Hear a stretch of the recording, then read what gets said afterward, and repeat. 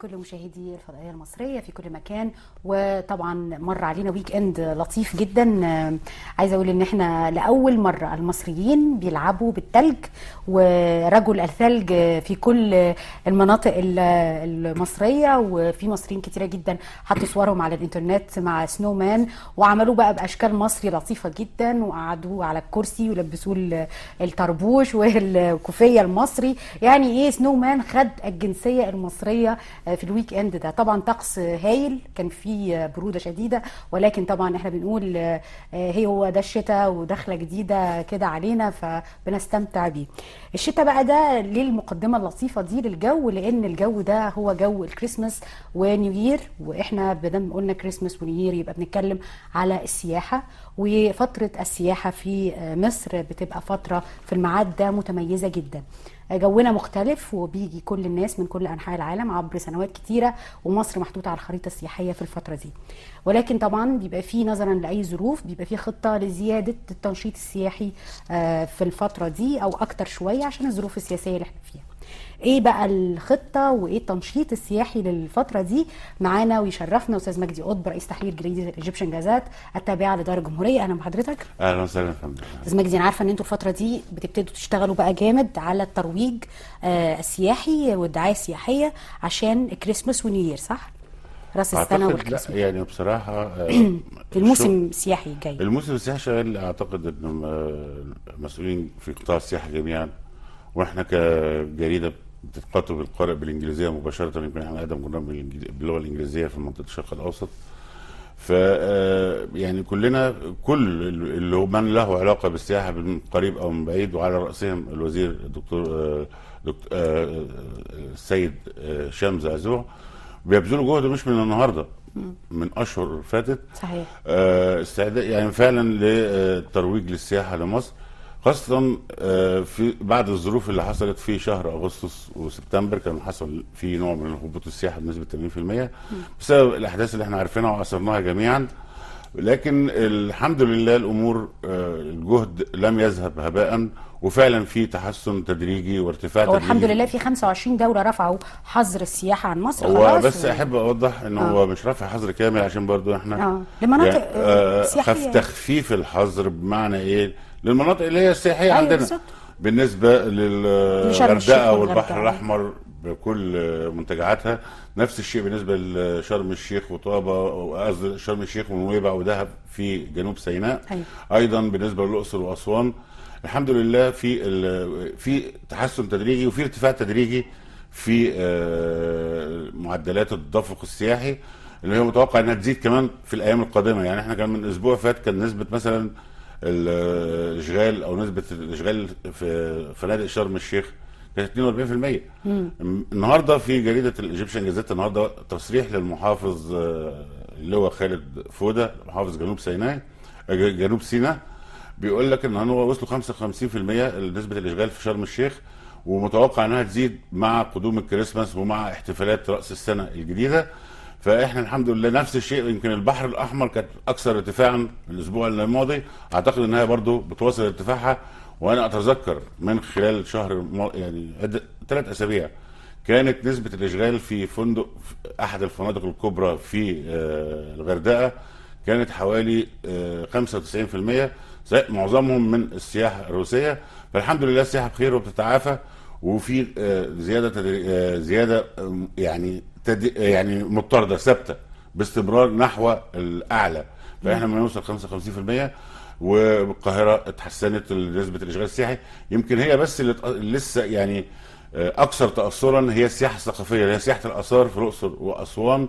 يمكن السائح هناك يعني هي دي المناطق، لكن بدات في مناطق يعني في حمله ترويج بالنسبه للاقصر واسوان، حمله خاصه بالاقصر والاسوان. متوقع كمان ان احنا شغلنا مشروع الترويج السينمائي السياحي عن طريق السينما الفيديو. بمعنى انك انت في شركه المانيه متخصصه بتركب كاميرات فيديو بتنقل كل ما يحدث في هذه المنتجعات. مشروع التشغيل السينمائي كل ما يحدث في هذه المنتجعات، شرم الشيخ، الغردقه، راس غارب، كل هذه المنتجعات تنقلها حيه في نفس الوقت الى شركات الحجز بحيث انها تعرض على في بالنسبه لالمانيا، في المانيا دايما شركات الحجز بتعرض على لما يجي العملاء، يحجز يشوف الوضع على الطبيعه حي الان، ما هو الوضع مثلا في الغردقه، فيقدر يشوف الوضع الان ايه امنيا وسياحيا وطقسا وكل شيء، ومن حيث وسائل الترفيه، من حيث الرياضات، من حيث كل سبل الراحه تجربه حيه، يعني تجربه حيه، زائد انها تثبت امن مصر. يعني وبرضه في مشروع اللي هو مصر الان بين وزاره السياحه ووزاره الاتصالات. انا لسه كنت اسال في الموضوع ده برضه ان في مشروع دلوقتي ومبادره لتاكيد امن مصر. وفعلا احنا يعني معلش يعني نحاول نتذكر كده، يعني على قدر ما تسعفني الذاكره في خلال مثلا السنين، انا بعد حادث الاقصر يعني ما فيش حادث يعني استهدف السائحين الا اذا كانت حوادث طرق عاديه. يعني انا مش يعني لا اتذكر ان في السنوات الاخيره حوادث. ضد ان احنا نوجه ان في شيء ممنهج ضد السياحه في مصر؟ لا، يعني هل انت حضرتك تذكريني او كنت ناسي يمكن الزهايمر بقى ولا حاجه فتذكريني؟ اذا انا مش بتذكر ان في لا، ده حضرتك المفروض اللي تقول لنا احنا. ما انا قصدي يعني انا على حد ما تسعفت الذاكره، انا مش متذكر اي عمل استهدف السائحين. بالعكس، يمكن انا معامله المصريين لاي غريب، لاي زائر لهم، انت عارفه المصري بطبيعته يعني مضياف وانسان بيتعامل مع الناس ببساطه وبشاشه، فما اعتقدش ان في حاجه في السنوات الاخيره كانت بتستهدف السائحين، ناهيك عن ان شرطه السياحه استوعبت الدرس بتاعت دروس التسعينات وخاصه حادث الاقصر، واعتقد ان هي بتقوم بجهد يشكر عليه وزاره الداخليه ووزير الداخليه والمسؤولين عن امن او شرطه السياحه. فعلا شرم الشيخ مؤمنه بالكامل، ويعني احداث برضو عندنا الغردقه يعني اولا كلها اماكن سهل تامينها، لان هي حتى يعني في الموقع بتاعها ناهيك عن ان ما فيش حاجه يعني زي ما تكون انت واخد حذرك مسبقا. المهم ان احنا ما نغفلش، يعني برضو مش معنى كده ان احنا يعني خلاص نحط يعني يجي لنا حاله استرخاء، لا، هو اللي بيحصل ده بيحصل في لحظه، فاحنا دايما مستعدين لهذه اللحظه. ايه الحمله الدعائيه الصحفيه الاعلاميه سواء كانت على مستوى الاعلام المقروء او المسموع او المرئي اللي ممكن فعلا تساهم في تنشيط حاجه جنب الى جنب مع وزاره السياحه؟ يعني احنا كاعلام نشتغل مع وزاره السياحه ازاي؟ يعني انا هقول لحضرتك برضو كل المصريين اللي بيحبوا البلد بداوا يتحركوا. يعني في مبادره مثلا كانت في وزاره الثقافه بيت العائله المصريه.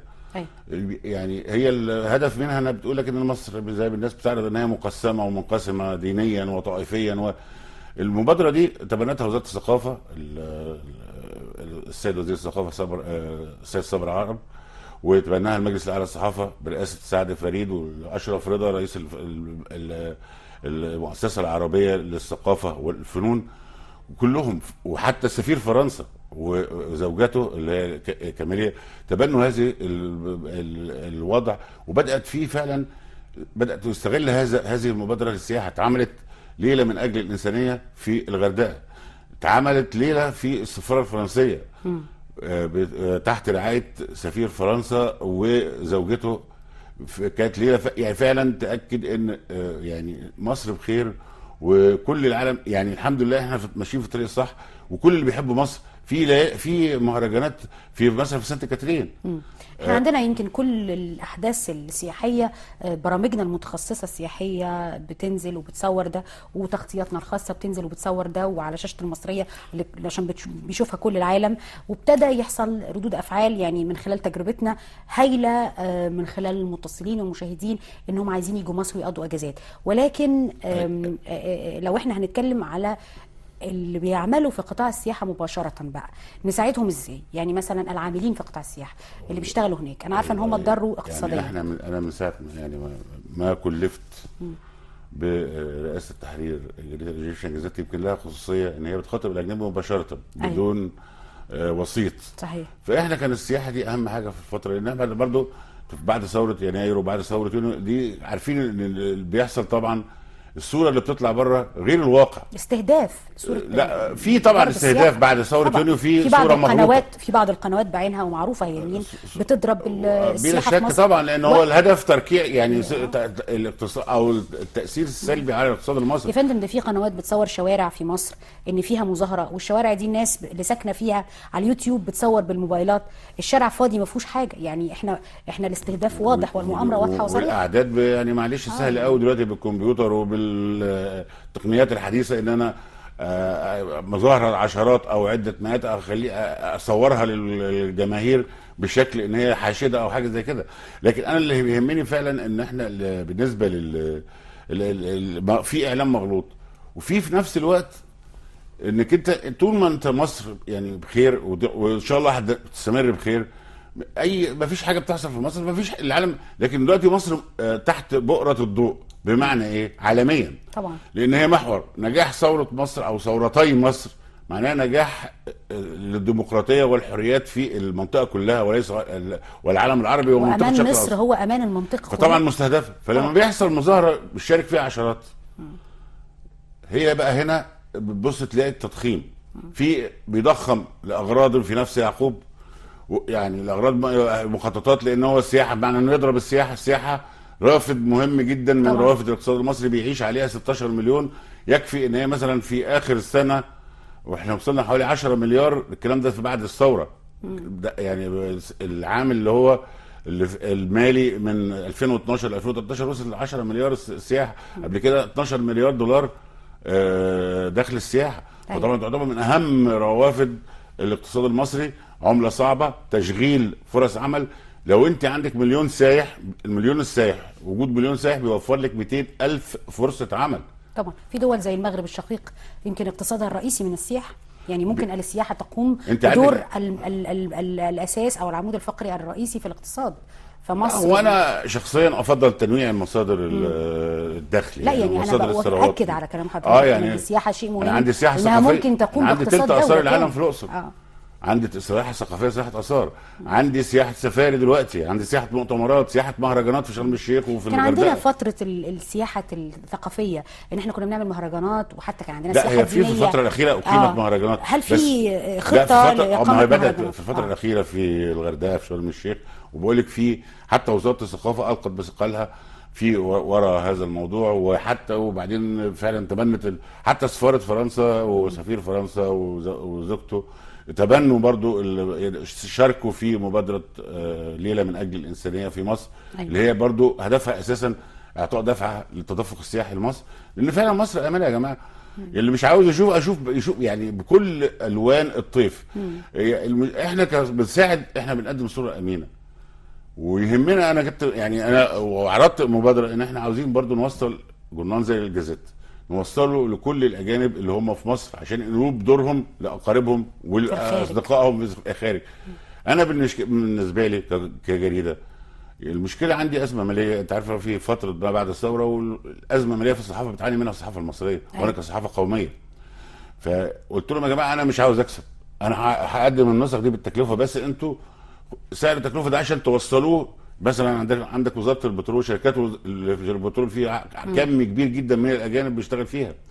عندك انا حتى يعني مش هقول لك ميناء القاهره الجوي، انا عندي مصر الشركه الوطنيه بتاخد عدد كبير جدا من النسخ وتشكر طبعا.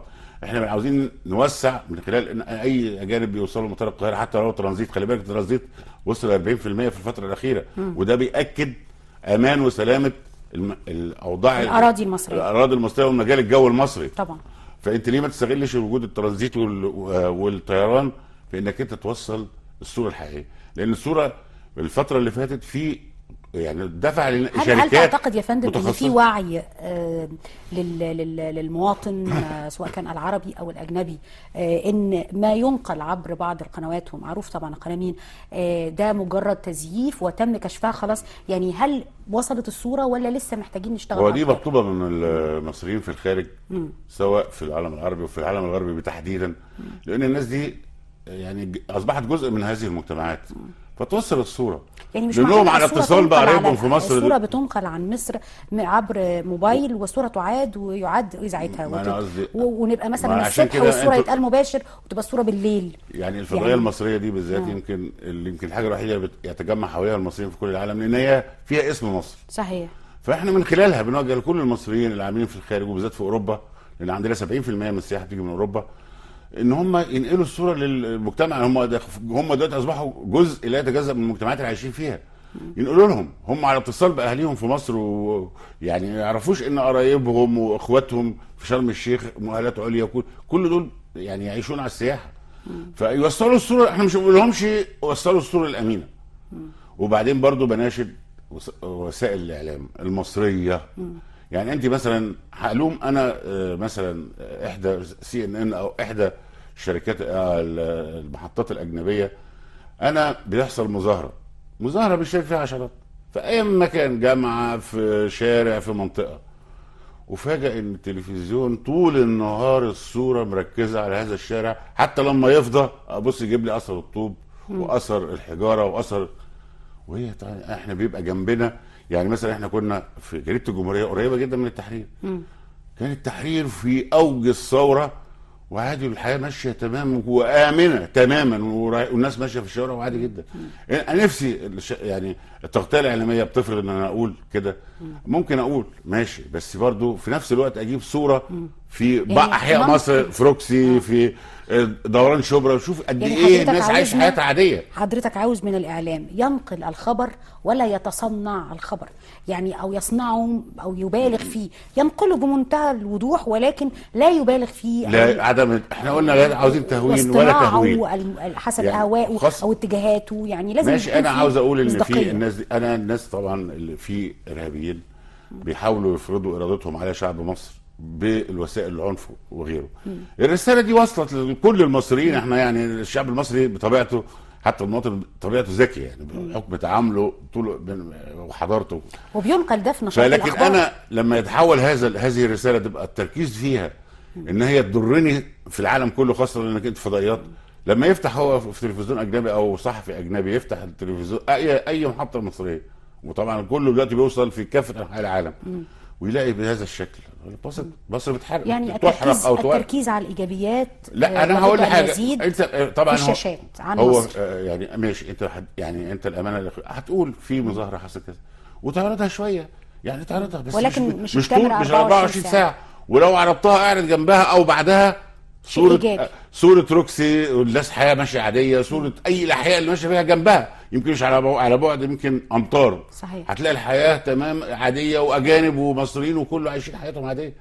وفي كل العالم في مظاهرات، وفي كل العالم في احتجاجات، وشفنا في وول ستريت وغيره، وفي كل مش عاوز اقول كل اوقاع العالم في مظاهرات، لكن ان انا اشغلها 24 ساعه عشان انا عارف الهدف يعني نبيل، ان في ناس، ان ده يا جماعه انتبهوا، في ناس عاوز تفرض ارادتها بالارهاب والعنف.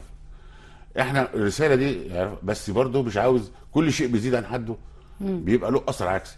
فاحنا عاوزين دايما نجيب صوره المظاهره دي، نجيب صوره الشعب اللي عايش بيأدي عمله، والشعب اللي عايش حياته عادي، والناس خارجه والناس طالعه، وكأن يعني الصوره دي جنب الصوره، جنب او بعدها، مش هقول لك جنبها عشان ما يعني، بس مش بالشكل ده. ما انا يبقى انا هلوم الاجنبي ازاي لما يفتح التلفزيون هو زي ما احنا بنقلب في الريموت كنترول الاقي محطه مصريه، وانت عارف دلوقتي مصر محطه الانظار طبعا، لان نجاح ثوره. طيب يعني وانا نفسي احنا نعجل فعلا بالتصويت على الدستور وباغلبيه كاسحه، لان معنى ان الدستور والاستقرار ومصر ان كل المصريين ان شاء الله يوم 15 يكونوا ده معناه ازدهار للسياحه، الشارع معناه ازدهار للسياحه، معناه ازدهار للبلد ككل.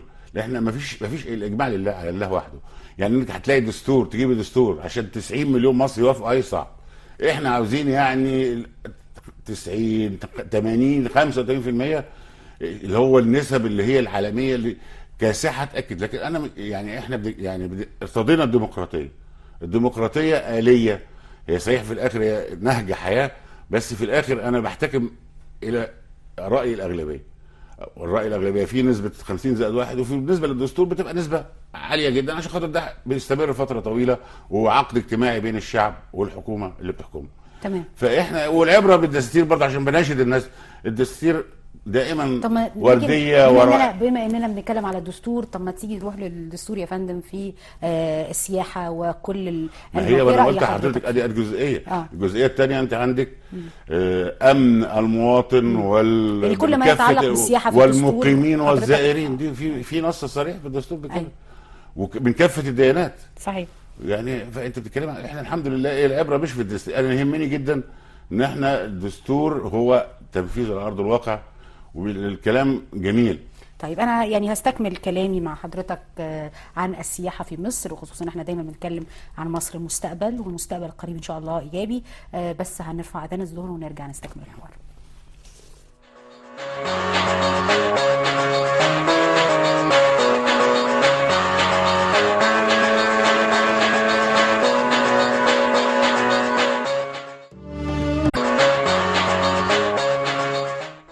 عدنا على الهواء وبنستكمل حوارنا عن السياحة في مصر، وخاصة الموسم السياحي الشتوي والفترة القادمة، فترة الكريسماس وراس السنة واحتفالات النيوير. وأكيد في خطة خاصة جدا سواء كان من وزارة السياحة بالتعاون مع وزارة الاتصالات ووزارة الثقافة وإحنا كإعلاميين لتنشيط والنهوض بالحركة السياحة في الفترة القادمة. يشرفني استكمل حواري مع أستاذ مجدي قطب رئيس تحرير جريدة الإيجيبشن جازات تابعة لدار الجمهورية، وكنا وقفنا عند جزئيه ان الاعلام يبتدي يغير المنظور والتصوير. احنا يعني مش الاعلام، والله انا بقول لك بعت يعني اختبارات، انا بس بهيب برجال الاعمال الوزراء المعنيين اللي هو في زي ما قلت لحضرتك اللي فيها اجانب، احنا عاوزين بس نوصلهم صوره عن مدى تامين اجراءات تامين المنشات السياحيه، مدى الامان اللي هي في المنتجعات السياحيه، بس هم يساعدون. انا بقول لحضرتك انا لو قادر على ان انا اعمل هذه المبادره كجريده وكمؤسسه انا كنت عملتها، لكن في يعني بالمساهمات والوزارات المعنيه في نقدر نوصل ان احنا نساعد بشكل كبير جدا، خاصه ان وزير السياحه صراحه باذل جهد كبير السيد هشام زعزوع، ويفكرني بالوزير برضو الناجح جدا، برضو كان وزير ساعه ما كان وزير سياحه الدكتور ممدوح البلتاجي، ده كان العصر الذهبي للسياحه بلا شك، برضو كان بعد حدث الاقصر وفي التسعينات وغياب التسعينات، ما حدش يقدر يتكلم على عصر في السياحه بس فعلا يعني دي الناس اللي بتحب البلد وترك بصمه، وفعلا الراجل بيكافح بقاله اشهر طويله. انا برضو عايزين بقى بالمناسبه افتكرت عاوزين ليه ما نحاولش نفتح سوق مع الدول الكوميونست السوفيتيه السابقه، اوزبكستان، اذربيجان، جورجيا، يمكن طب التبني ده في الجريده واحنا نلقي الضوء عليه، ما احنا برضه ونبتدي نعمل ده مع نفسنا انتوا مصر نشتغل مع بعض يعني مصر المستقبل والجريده. احنا ليه بنحاول نفتح سوق مع هذه الدول، خاصه الدول دي طبعا في بترول بحر قزوين وفي يعني تقول تعاشه اقتصاديه ممكن نستغلها.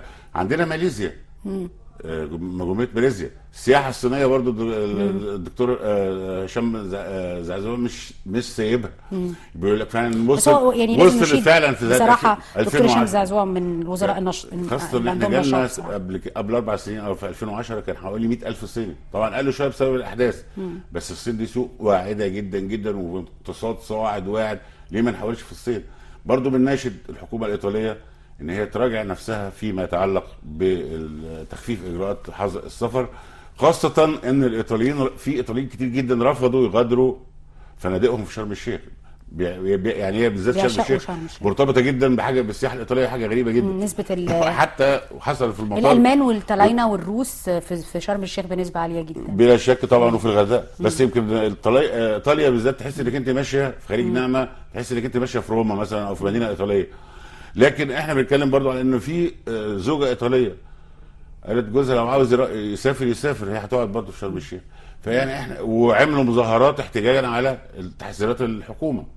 ده الكلام ده من احد الزملاء، يعني نبتدي نستقطب تاني. احنا عندنا طبعا المانيا خففت الاجراءات بالنسبه لشرم الشيخ والغردقه والبحر الاحمر، والمانيا دي تاني اعلى معدل سياح في العالم كله طبعا. بيصدر سياحه للعالم كله، زائد ان هي من اكبر 5 دول بتحس كم السياحه ونوعيه السائح اللي بيجي مصر. والحمد لله هم كانوا وصلوا عندنا السنه اللي فاتت 1.1 مليون، قبل كده كانوا 1.3 مليون.